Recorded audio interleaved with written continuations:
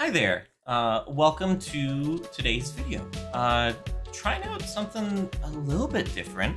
Like I've done talking head and obviously done gaming stuff, but I've never taken any quiz while doing a video. So I am neurodivergent. I have ADHD, have been diagnosed with ADHD, and I knew that autism and ADHD had comorbidities and such. But then I, just out of curiosity, a friend posted one of those social media posts of hey, do this crossword and how much do you line up? And it's like I lined up a lot with autistic traits and stuff. And then I took one of the short tests from this site, Embrace Autism. I took one of the short tests and it said that, hey, you might have autism, but you should probably take a longer test to see. So that's what we're going to do today. We're going to take the RAADS-R test, which from my understanding is one of the better self-diagnosis tools available. And so yeah, I'm going to go through it's 80 questions.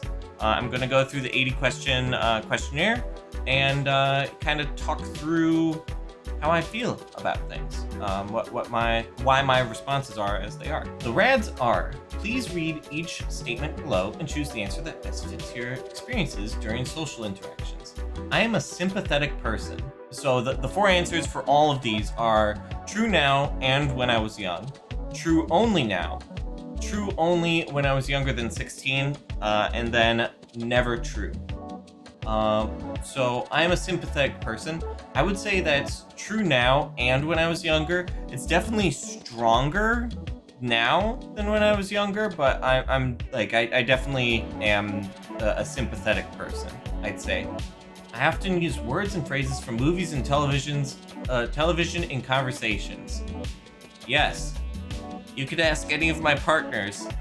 You can ask my parents. You can ask my brother. You can ask anybody I interact with.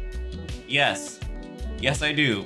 My brain is like a reference machine. It only refers to there's so many times where something just tangentially comes up and it's oh, SpongeBob reference, or oh, here's a Vine reference, or something like that. And as soon as I make a connection to some sort of reference of media that I've consumed, it's well, I have to say it now. I have to say it or it's not right. So, yeah, true now and when I was young. It definitely got a lot stronger around college time frame. So older than the 16. I think I did it when I was younger. It's either true now and when I was young or true only now. So I'll leave it at this one. I think I made reference. I'm gonna put it as true only now because it's significantly more now as an adult versus as a kid. I am often surprised when others tell me I have been rude. I don't really get told that I'm rude that often, but then again, I'm also hyper aware about trying not to be rude because I don't want to be perceived as rude.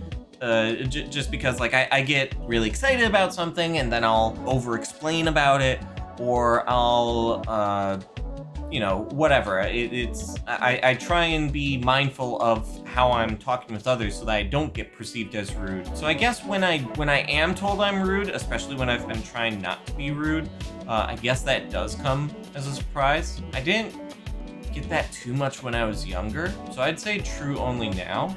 Sometimes I talk too loudly or too softly and I'm not aware of it. Yes.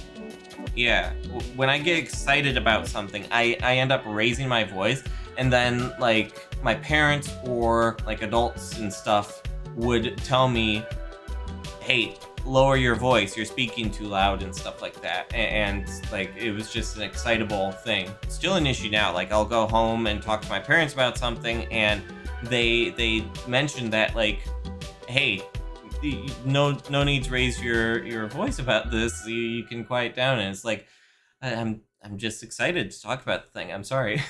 I often don't know how to act in social situations. I'd say more often when I was younger than 16.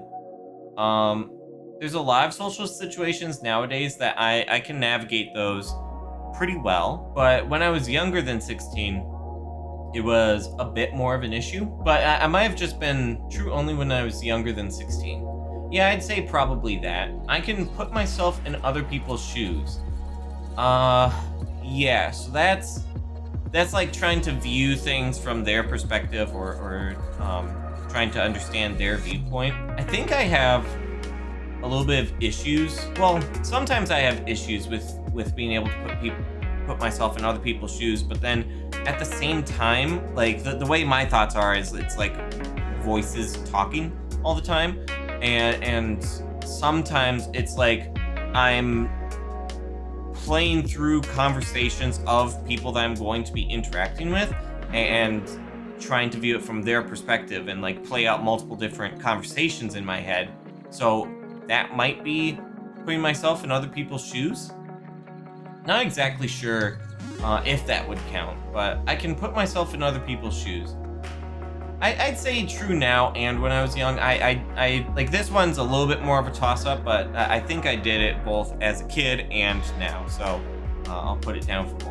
I have a hard time figuring out what some phrases mean. Like, you are the apple of my eye. I mean, sometimes it's just like, I don't know the example, you are the apple of my eye. I actually don't fully know what that one means, so that's like a key example, but like, it's also sometimes I just haven't like come across the turn of phrase before, and so then I don't know what it is. So yeah, I think I'm gonna put down true, but it's definitely much more of a situational thing of like, oh, I haven't come across this before, you know? I only like to talk to people who share my special interests. I greatly prefer to talk to people who share my special interests. If I don't have, basically I find it hard to talk to people who don't share a special interest. Like, if it's not talking about something that I'm interested in, I quickly become, I start to become disengaged from the conversation, even for like close friends who I do talk with a lot. Like, when they start talking about something that I'm not as interested in, like I try and pay attention, but it can't. Yeah. True now and when I was young. Focus on details rather than the overall idea. Yeah. Yeah, I do. I guess I take the overall idea and then I break it down into the individual details. So it's like, hey, here's this big overarching project that we're working on, and instead of like shooting for that overarching project, I instead focus down on the individual details of like, oh, we need to have this piece and then this piece and then this piece in order to get the overarching project done. Yeah, and definitely true when I was young as well. So now and young. Like the reference, the example I was giving is like an active work project that I'm doing right now. Like, definitely focusing on the details, the individual pieces, instead of like the overall idea for that. I always notice how food feels in my mouth. This is more important to me than how it tastes. If this is any indication, my brother acknowledged and understood that I always talk about how much of a texture eater I am, and he got a cookbook for me for Christmas called Texture Over Taste. So if that's any indication, yes. Much stronger now as an adult, but did have that as a kid as well. I miss my best friends or family when we are apart for a long time. I didn't have that as a kid. I have that as an adult. And if my parents do watch this, it's nothing against them, but like, I don't have it so much for my parents. I don't have it so much for my grandparents or like aunts and uncles or cousins or anything like that. It's literally just my brothers. Like, I miss them a lot, but like for any other family member, I'm not really, like, I don't miss them. Like, I'm not connected with them too closely. So I'm gonna say only the true Oh, for best friends. Best friends as well. I totally missed the best friends part. Family, I would say true only now. Best friends, I didn't spend a lot of time apart from my best friends, but I miss like, I have some core friends from my hometown that I miss, and like periodically I'll think about like friends I made in college and stuff like that, and I'll miss them, but then I go a while with not thinking of people, and then when I think of them, it's like, gosh, I wonder how they're doing. I hope they're doing fine. I feel bad that I haven't been thinking about them and stuff like that, but missing them is not really something I get too much. So I'm gonna say true only now, but it's sort of like this is sort of like, if I gave a strength, this would be like a 5. You know? Sometimes I offend others by saying what I'm thinking, even if I don't mean to. A lot more when I was younger, sometimes as an adult, but I also don't talk with adults as much right now. So perhaps if I was interacting with adults more, that could be true. So I'm gonna say sure, yeah. I only like to think and talk about a few things that interest me. Yeah, special interests. Huge thing. Special interests are a huge thing for me. Now and when I was young. Video games are a pretty consistent thing. But then also like soldering, programming, Kaizo Mario right now, mechanical keyboards, audiophile stuff, like, and some of those special interests have come and gone. So I'd rather go out to eat in a restaurant by myself than with someone I know. I don't think that's true. I actually really like going out to eat with friends in a restaurant. I like that social aspect. If I'm not gonna eat with somebody, I'll just order the food in to home, you know? I cannot imagine what it would be like to be someone else. So that is sort of the same as put myself in other people's shoes. At least in my opinion. This does feel different though. Like sometimes I think about like how other people observe me, but like I can't think outside of that observing standpoint, right? So that's interesting. I think that was both now and when I'm young. I think this is the only one I've put never for so far. I've been told that I'm clumsy or uncoordinated. I know that I'm clumsy and uncoordinated. So my parents' house, like when going from like one room to another room, there's like these little like outcroppings, and I'll be walking down the hall and I'll just bump into them. Like I know they're there. I've been in that house since I was in 2nd grade, so I know they're there. Yeah. And it's also like a lot more work for like sports stuff. It was a lot more work for being okay or decent at that sort of stuff, which I think comes into the uncoordinated part. So probably both. Others consider me odd or different. Yes. Just yes. Like I had good friends and stuff that were accepting of me being odd or different, but like I'm definitely odd or different. I feel to others that I am odd or different. Like I can tell that they view me as odd or different, even if they don't directly say it, you know? I understand when friends need to be comforted. I'd say now, and the thing is, I understand when a friend needs to be comforted, and I try my best to comfort them, but a lot of the times I don't know what to say to comfort them. It's like I am just, like I give the sympathies best I can. Like so earlier I said I'm a sympathetic person, and I am. I feel really bad. Like when they're sad about something, I get sad about it. When they're mad about something, I'll usually get mad about it too. But like providing the right words for helping to comfort them, I struggle at that. So Yeah, I'm very sensitive to the way my clothes feel when I touch them. How they feel is more important to me than how they look. First half here, I am very sensitive to the way my clothes feel when I touch them. I was going to say not so much to that one. I'm sensitive to socks. I do not wear socks unless I am going to be wearing a pair of shoes. I cannot stand wearing socks all the time. And beyond that, when I do wear socks, there is a specific brand of socks that I wear. It is specifically the Features socks, because around like the sole of the foot, it has like a compression band there, and that feels better to my foot. Like I cannot wear any other type of sock because it does, like I want to wear thigh highs, but none of them feel good. Like I put them on, and then like my foot's all like, ugh, this is wrong. This is bad. Take it off, and it like eventually I have to take it off just because like I'm getting overwhelmed by the feeling of it.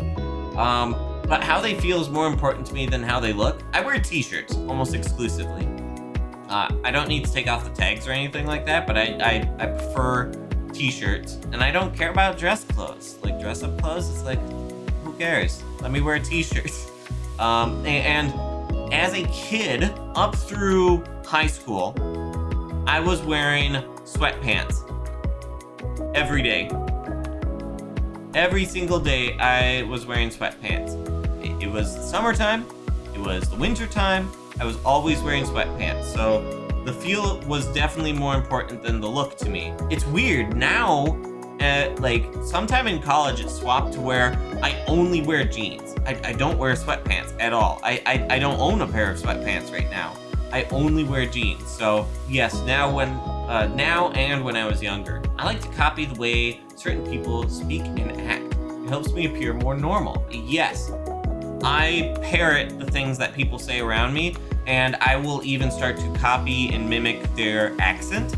Not directly meaning to, but when I have a good friend from Tasmania, Australia, and obviously, but when I'm talking with him, like after I've been talking with him more, I start picking up the turns of phrase that he says. I start picking up the speech patterns that he uses, the accent a little bit, and then also because I'm from the US, because I speak a lot online with people from UK as well as from Australia. I have started using British spellings for some words instead of like the American spellings. So yeah, definitely true now and when I was young. Gosh, I've been recording for 23 minutes and I'm only a quarter of the way through.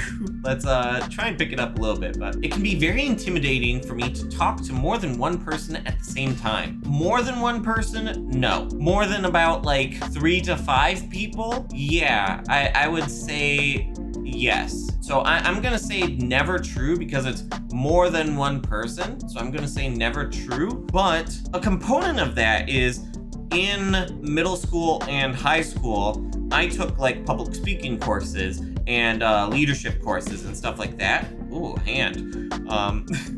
I took leadership courses, so that sort of influenced me to be better with talking in front of a crowd or to more people. So yeah, I have to act normal to please other people and make them like me. Yes. I talked about this before of like how I'm actively checking how I'm talking and my behavior so that I'm not rude to other people and also to make other people like me. So yes, this is something that I actively do. Meeting new people is usually easy for me. Not so much.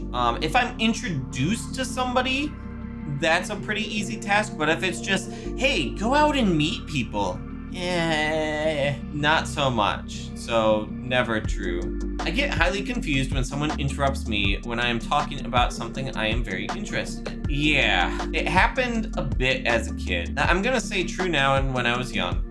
It happened a bit as a kid. It's stronger now as an adult. But like as an adult, I'm definitely surrounding myself more with people who share the same interests as me, so I experience it less often that I get interrupted. It is difficult for me to understand how other people are feeling when we are talking. Yeah, when we're talking, if it's over text message, I can reread through what they're saying to like reinterpret what they're talking about.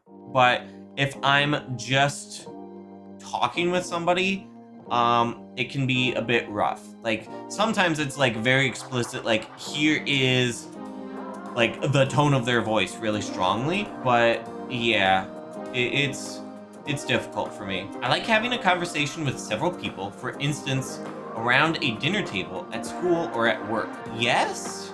Yeah. I'll say yes. I do like having conversations with several people. I might have a coping mechanism for that though, in that I kind of narrow in and focus on like one conversation at a time. And so that like, I in my mind convert it from like a several person conversation to like a one person conversation, or like a couple people conversation. And I think that happened when I was young too. Yes, I did like talking with several people. So yeah, I take things too literally, so I often miss what people are trying to say. Yeah, I take what they say directly and purposefully. So yeah, it's very difficult for me to understand when someone is embarrassed or jealous. Jealousy? Yeah, I have a big issue for that one. I do not know if I've ever actually pinpointed somebody being jealous about something. And embarrassed, like, I guess for that too. Like, I've seen examples of people being embarrassed, but like, usually it's like directly told to me that like, oh, I was embarrassed, or something like that, you know? So, yeah, I think true now and when I was young. I think I've already seen where this is going. It's very heavily skewing one direction that I'm answering these things. Some ordinary textures that do not bother others feel very offensive when they touch my skin. I don't think too much. It may be a slimy texture, but I can't think of too many things. I don't approach like a slimy texture that much. Some ordinary textures. If some includes one, then I should say yes, both now and when I was young. If one is not included in some, then it's never true. So I'll put true now and when I was young, just for erring on the side of caution. I get extremely upset when the way I like to do things is suddenly changed. Yeah, and also, I have this thing where like, if there's like a meeting scheduled, and then it gets changed last minute, or at least perceived last minute, and I'll get into that in a second. If it gets changed on me, that can like really throw me off, and that really disrupts me. Like I don't think I really express it that often when it does upset me, but like it's like disappointing. It's not like I get angry, I don't get sad. I get like disappointed and like sort of in a mood, but like it's not the same thing as when I'm like angry or when I'm sad, you know? So I think extremely upset does still apply. I have never wanted or needed to have what other people call an intimate relationship. Not true. When I was a kid, I had elementary school crush. Kind of tried to find somebody to date in middle school, but that never turned up. I did date two different people in high school, and one of the people in high school I even continued dating. It was until I came out as trans to them, to her, and it wasn't that she's transphobic. She's very supportive of the trans community, but she couldn't view herself dating a woman. So that's when the relationship broke apart for us. And speaking of one of the previous questions, I haven't thought about her in a while, and I kind of wonder how she's doing now, and maybe I should check in on her, just to kind of know what things are happening in her life. Anyways, so never true for me. Also, right now, I'm polyamorous, and I have known since like sometime in college that I was polyamorous as well. So maybe I felt that way as well before that, but I didn't have the words to describe that. So never true for that. It is difficult for me to start and stop a conversation. I need to keep going until I am finished. Conversation? Yeah, I want to carry the conversation through. However, the partner I live with finds it very weird how I can start a YouTube video and then pause it, go away for a couple of hours, come back and immediately resume it. So I'm gonna say for a conversation, I like to play it through to completion as best as possible. And that's partially due to my memory. I forget things. I forget so much, and that's gotten worse as an adult. I won't remember what we were talking about or what my train of thought was. So yeah, true now and when I was young. I speak with a normal rhythm. I guess not, because when I get excited, the pace that I talk at speeds up, and when my mind feels really bogged down, I will, like this right now, I slow down the pace of my words to give me time to like sort of process things. So my brain kind of works in like batches, where it's like here's one complete thought structure. I say all of that, and then I sort of and ah until I get the next thought structure, and then I say all of that and sort of and ah about that. And I've had that since I was young. So yeah. No, I speak with a normal rhythm. Never true. Opposite. So true.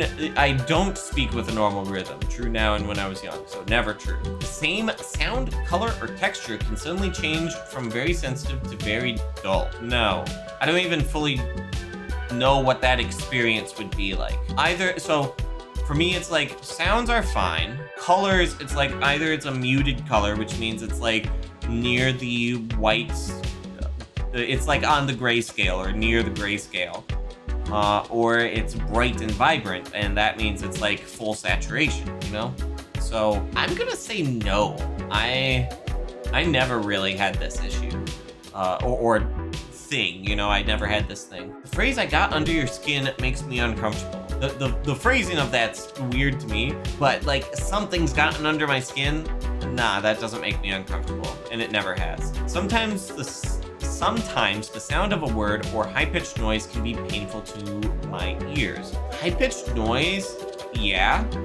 And also I can hear like the hum of electrical stuff sometimes.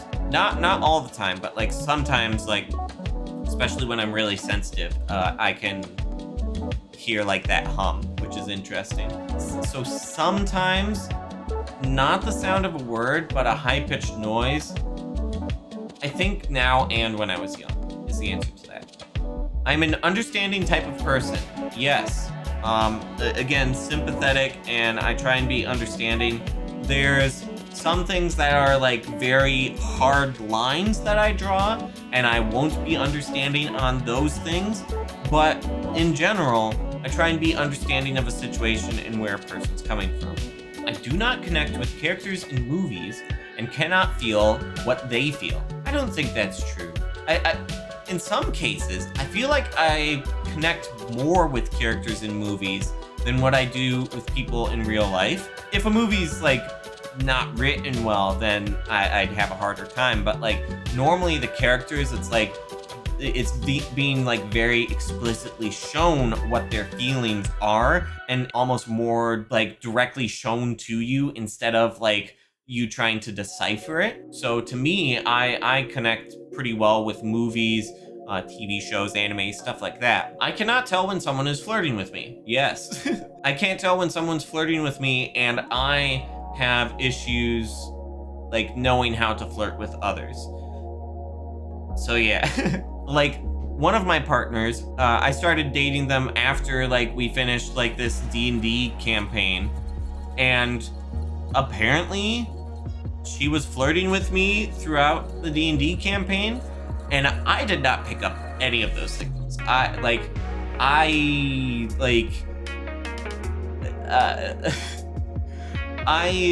very happy because I thought like her jokes and stuff were cute, but like I was not picking up the fact directly that she was flirting with me, you know? I can see in my mind in exact detail things that I am interested in. I have aphantasia or some degree of aphantasia. It's not like full pure aphantasia, but like on that Apple scale, which I'll show here. On the Apple scale, 0 is you can imagine thinking of the person who is thinking of the apple. 1 is thinking of like a real life apple. 2 is like sort of a cartoony 2D apple, like a flat image of an apple. 3 is like the same thing, but like sort of grayscale, you don't get images. 4, it's like sort of a faint image. 5, there's nothing there. And 6, there's the apple. There's just word apple. I'm somewhere between like I get 6 where I think of the word, like if I think of an apple, I think of the word apple first. And then I think kind of in like a 3 space, because I'm good at spatial visualization, where it's like, oh, I can take an object and like rotate it in my mind and be able to translate like how it's changed. That's a thing that I had to do for like an engineering class. And then I get like flashes of colors, but I don't like normally have like the thing colored in. I can see like the Mario stages I'm like recently playing and stuff like that. But yeah, I'd say true only when I was younger than 16, because I have much more of an issue as an adult now. So yeah, halfway done, and we're at 40 minutes. I keep lists of things that interest me, even when they have no practical use. For example, sports statistics, train schedules, calendar dates, historical facts, and dates. All of those things, no. Lists of things that interest me. No, can't really say I do. Maybe there's an example, but like, I can't think of anything. So never true. When I feel overwhelmed by my senses, I have to isolate myself to shut them down. Usually, yeah. It's either I have to isolate myself to shut them down, or I can bottle up my emotions, but then that sort of gets released in an unhealthy way at like a later date. Like it builds, and yeah, it's a lot. Like the output of what the response is a lot higher if I have to bottle it up to kind of push through a situation, you know? I like to talk things over with my friends. Yes, I do. I actually really like getting their opinions about things, and getting like, if I'm designing something for them, getting like design specifications from them and stuff. So I do like to talk things over with my friends. I cannot tell if someone is interested or bored with what I am saying.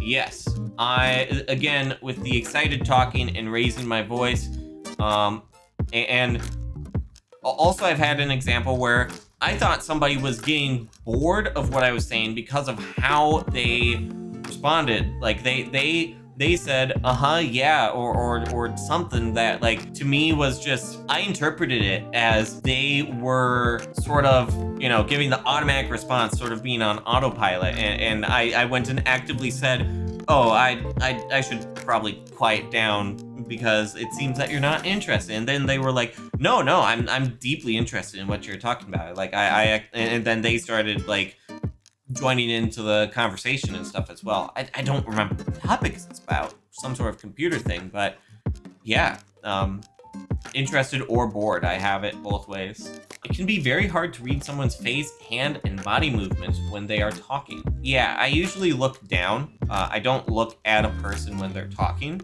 Yeah, I'd say now and when I was young, because in both cases, I would look down or away. When I was young, I was sort of forced to like look up at a person, but normally I look away, so I'm not like processing their face, hands, and body movements. So yeah, the same thing, like clothes or temperatures, can feel very different to me at different times. Yes, I don't think it was so much as a kid, so true only now. But temperatures, definitely. Like, I can feel perfectly comfortable temperature-wise one day, but then another day, I am way too warm or way too cold, and then I need to adjust the temperature. And then I bring it back because I know that I sort of need to, but then it's like, yeah, it's sort of hit or miss if the set temperature I have is like actually comfortable to me. I feel very comfortable with dating or being in social situations with others. Yes, I do. Yeah, so again, polyamorous, and then also, I don't have a lot of experience recently. Mostly, I've been very careful throughout the pandemic, which, yes, we're still in pandemic, from World Health Organization and stuff like that. They say that we're in pandemic still. So I haven't had the opportunity to go out and do as much social situations, social interactions, but I do feel very comfortable with dating and in general being in social situations. I try to be as helpful as I can when other people tell me their personal problems. Yeah, I try and be as helpful as I can be, but again, I'm usually at a loss of words for, like, especially if they're upset about something that I have issues trying to convey. And normally it's just like, oh, I had this similar situation, and just like trying to relate to them in that way. But I'll offer advice and stuff like that. Yeah, so true now and when I was young. I've been told that I have an unusual voice. For example, flat, monotone, childish, or high-pitched. I speak relatively flat and monotone, except for when I get really excited about something. Like I can really hype up my voice, or my voice gets hyped up. But like usually, you can probably tell from this video, right? I talk with a pretty flat or monotone voice most of the time. When I'm excited about something, it definitely changes, but flat and monotone is like the core way that I talk most of the time, you know? Sometimes a thought or a subject gets stuck in my mind and I have to talk about it even if no one is interested.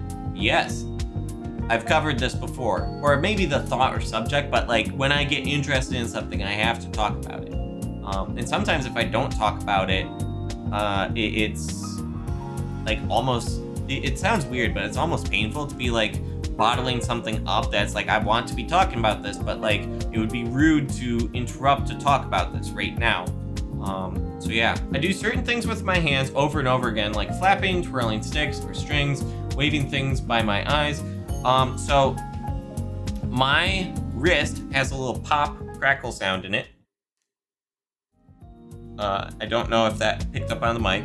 My forefinger has a little pop. Again, don't know if that picked up on the mic. So like I sort of do stuff with that. And then also I play with things in my hands. Fidget toys don't work for me. Fidget spinner doesn't work. Click cubes don't work. Pens, like clicking pens, that doesn't work. But like I have an Arduino Uno in my hand, and I have a row of pin headers, and throughout this video, I have been taking out and putting in that row of pin headers. Like, I do stuff with my hands all the time, and like I'm very fidgety, and I do repetitive patterns and stuff like that. So yes, I have never been interested in what most of the other people I know consider interesting. I'm not interested in like pop music. I'm not interested in like a lot of like movies and TV shows. I don't normally watch that. I watch just YouTube, and stuff like that. So yeah, generally speaking, yeah, I'd say so. I'm considered a compassionate type of person. I don't actually know what others think of me for this. I try and be compassionate, but I don't know if that comes across, and then how others feel. Am I actually compassionate? I don't know. I'm gonna say true only when I was younger than 16, because like I feel I'm compassionate about stuff, but then I don't know how others feel about me, if I'm compassionate or not, you know? So true when I was younger than 16 is what I think. I get along with other people by following a set of specific rules that help me look normal. Yes. Again, I covered this before. It is very difficult for me to work and function in groups. No, not really. I'm fine in group situations. Either I sort of isolate situations to like make it manageable, or I'm just fine in the group as a whole. So I'm gonna say never true to that one. When I'm talking to someone, it is hard to change the subject. If the other person does so, I can get very upset and confused. Not really. Sometimes I'm disappointed, but like upset or confused, not really. Now or as a kid. Sometimes I have to cover my ears to block out painful noises like vacuum cleaners or people talking too much or too loudly. Yeah, the more as an adult, not so much as a kid. I don't have really good anecdotes about this one, but just, yeah, I definitely have to do that sometimes nowadays. I can chat and make small talk with people, so long as they are okay talking about my special interests. I'd say true now and when I was young, but normally that's like, here's the automated responses that you're supposed to give, and then it sort of falls apart from there. Sometimes things that should feel painful are not. For instance, when I hurt myself or burn my hand on the stove. Never true, I'd say. I typically feel the pain like pretty immediately. When talking to someone, I have a hard time telling when it is my turn to talk or to listen. Yes, true now and when I was young. I'm considered a loner by those who know me best. I am definitely introverted, and I recharge by doing stuff by myself. I do like doing stuff with a group of friends, but also I'm kind of a loner. So yeah, I mean, heck, I'm the only person on my team on my work team who still consistently works from home. Other people are going into office, 1 or 2 days a week, or maybe even more than that. So I'm the loner who's staying at home. I'm also looking out for myself for COVID-19 stuff, you know? So yeah. I usually speak in a normal tone. Again, I speak sort of flat and monotone. So normal tone would be a no. And this is a pet peeve of mine for like in forums like this. I feel like there's like, oh, here's 2 questions. They're exactly the same, but like reworded. And I feel like it's trying to trip me up.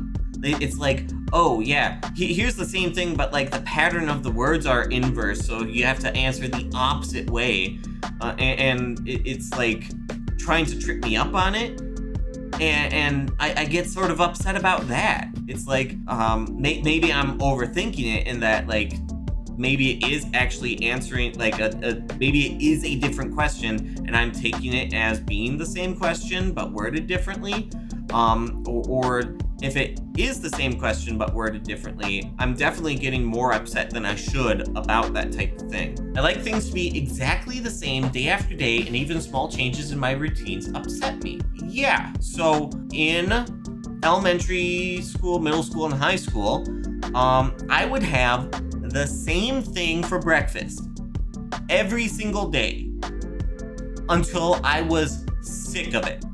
It's like, okay, for breakfast for like 3 months, here is 2 hash browns with ketchup between it, right? That was the thing I had for breakfast. Or like for like several months, I had a bagel with Nutella and the Philadelphia cheesecake pre-made dip thing, you know? Which I'm really sad that I can't find that, by the way. That's really delicious. But like I that would be the routine day to day. So yes, I like things to be the same day to day, and like week to week is more of the big thing to me. I try and keep the week to week schedule mostly the same. Like if things come up with friend groups, like obviously that's different, but like I try and have week to week be fairly consistent. Small changes in routine. So this is, I meant to address this earlier, but like sometimes there will be like a meeting scheduled at work for like multiple weeks. Like I see it out there. It's like, oh, in like a month, I have this meeting out there. I gotta be ready for it. And then like, you know, night before. I go to sleep a little bit earlier because like it's an early morning meeting. I have to get up to have this meeting with my India counterpart team and stuff like that. I wake up and the meeting's canceled or it's moved. And it's like, you couldn't have done this in the month leading up to it. You changed it last minute. I went to bed earlier and got up earlier.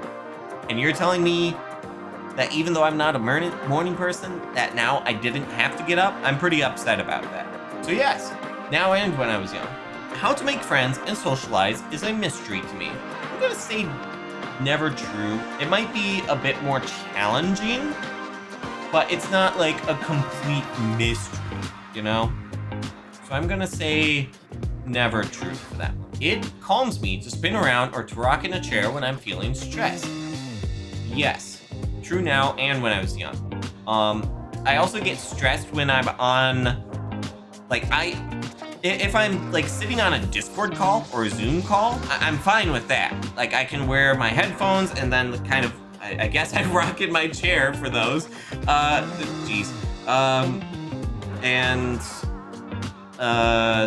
Gosh, that threw off my train of thought. I'm fine in like computer calls. When I have to talk on the phone, I hate it. I hate talking on the phone. I hate it. And I will pace. I pace back and forth. I have a loop that I walk in my apartment, and it's like, okay, I loop around the dining room table. I go out, walk down the hall to the bedroom. I walk back from there to the living room, walk around the table, just do it on loop, you know, and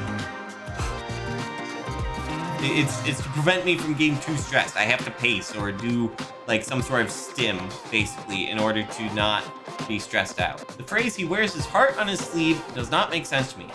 I know that phrase, so that phrase makes sense to me. It's just being like open and honest with your emotions and being very forthright with it, basically. So, does not make sense to me is never true. If I am in a place where there are many smells, textures to feel, noises or bright lights, I feel anxious or frightened. Yeah, definitely. In the supermarket, I will wear noise canceling earbuds, or at least one earbud at least, and have some music playing so that I can ground myself.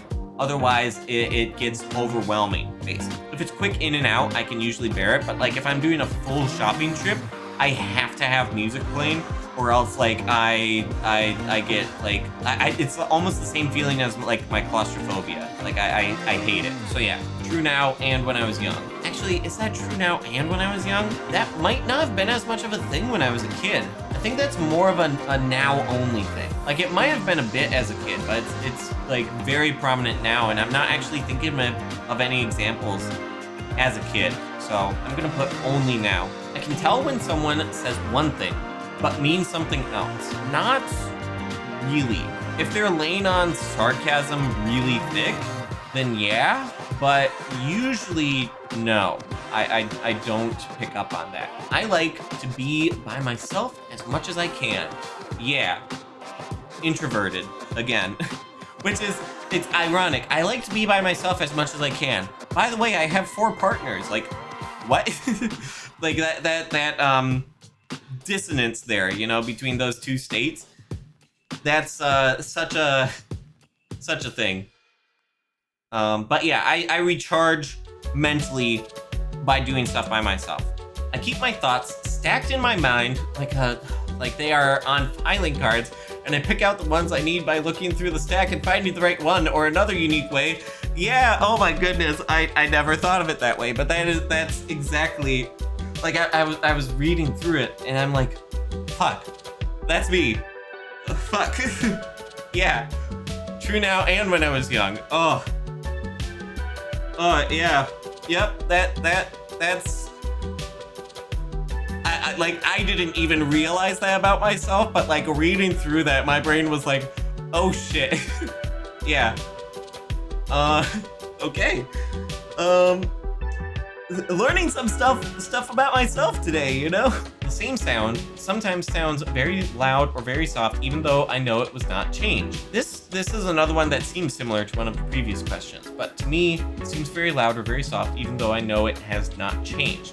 I think so, yeah. I think it's mostly now. I can be in the car listening to music, like I use the noise equalization or sound equalizer so that like the volume is compressed. And even with that, I sometimes like a song will just feel like too loud and I have to like turn it down. Like earlier in the song, like the same chorus, you know, but like it's later in the song, the second chorus can feel really loud or really soft. Then I have to adjust the volume. So yeah, I enjoy spending time eating and talking with my family and friends. Yeah, more of on the friend side. And with my brother Dustin, I really enjoy sitting and talking and eating with him. My folks as well, like I do enjoy that, but it's like a different amount, like an unfortunately lesser amount than with like friends or with my brother. So yeah, I do, but it's like sort of varying levels of it. I can't tolerate things I dislike, like smells, textures, sounds, or colors. I think I've sort of expressed that, yes, with like the socks I wear, and also that like I wore the same style of pants like day in, day out for like years and stuff like that. So yeah, true now and when I was young. I don't like to be hugged or held. Acquaintances, no. I don't like being hugged or held. By close people, yeah, I'm perfectly fine with that. So I'm gonna just like, usually you're only getting hugged or held by somebody close to you. So I'm going to say never true, but the thought of like somebody who's only like an acquaintance hugging or holding me, like it can be a little bit off-putting. When I go somewhere, I have to follow a familiar route or I can get very confused and upset. Let me put it this way. When I turned 16 and was able to drive around by myself, my parents got for me a GPS for my birthday to put up in the car. If I'm driving to the same place day in, day out, I know exactly where to go. I take the familiar route and I know it by heart. And it's like, oh yeah, I turn at this intersection and that intersection and I'm using landmarks. I have no idea what the street names are. I go by the landmarks there and it's like, okay, yeah, I turn at this spot and then I turn at that spot and stuff like that. Or I'm like counting the number of like street lights or something like that. So yeah, I have to go a familiar route or I get confused. Like I can follow a GPS, but it's I get confused by taking an unfamiliar route or get like anxious about like, hey, I've not driven this area before and like being ultra cautious of like speed limits or like blind intersections or stuff like that. So yeah, familiar route as well for like walking and stuff like that. Maybe, I don't know, like maybe.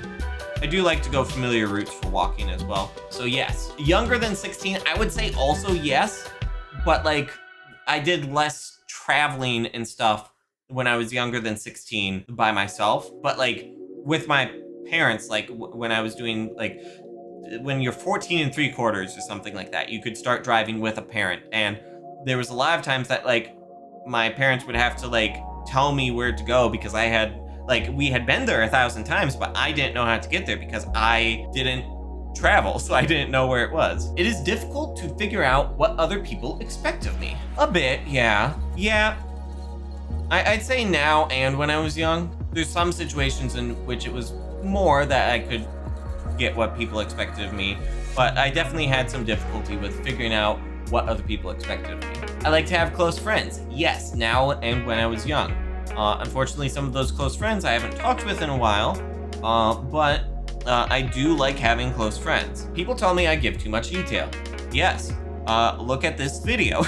But also, all the examples I gave of like being excited about a topic and then like over explaining it and like raising my voice about it because I'm excited about it and all of that stuff, you know? So give too much detail. I am often told that I ask embarrassing questions. I don't think so. I don't think I ask embarrassing questions, or that I've been told that I ask embarrassing questions. Because again, like I overthink some of the stuff where like, gosh, is this rude? Is this like being too direct, asking too much, you know, stuff like that. So not true, I don't think. I tend to point out other people's mistakes. Yes, I do that, and people tend to get upset at me about it, but like I'm pointing it out to try and be helpful of like, hey, here's this thing you can fix or correct or whatever. So yeah, did that as a kid and now. So yeah, drum roll for the score. 153. So total 153, language subtotal 11, social relatedness subtotal 61, sensory motor subtotal 47, circumscribed interest total is 34. Okay, so I got 153. So I am leaning close to very strong evidence for autism. I'm between strong evidence of autism and very strong evidence of autism, leaning closer to the very strong evidence of autism. That's kind of what I was suspecting, but it's kind of relieving sort of knowing now. I don't know if I'm gonna get like professional diagnosis, but like it's, you know, it's sort of good to know that this is how I am, you know? All scores of 65 or higher are indicative of autistic traits. The higher the score, the more autistic traits you have. In the table below are general interpretations of various total scores of the RAADS-R. Do note that no single test is conclusive, and not every autistic person necessarily scores above the defined threshold on each test. If you score low on the RAADS-R but still think you could be autistic, try taking a few other autism tests.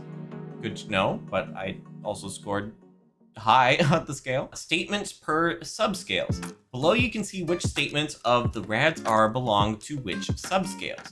Double click or tap on a subscale to see all statements for that subscale grouped together. Okay, so it groups them together, got it. So social relatedness. Okay, so this maps out what the question is about, got it, okay. So social relatedness, language, sensory motor, circumscribed interests. Those are the 4 categories. I'll do a slow scroll through.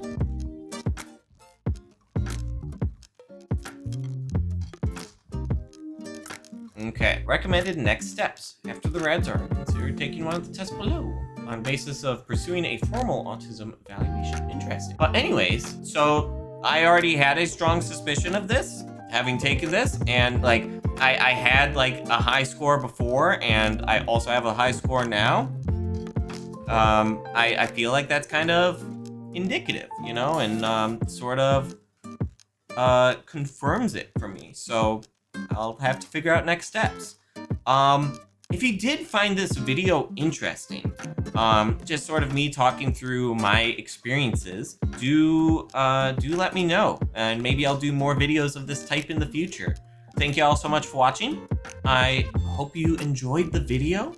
And if you did, make sure you subscribe and like the video. And I will see you all next time. Bye-bye, friends.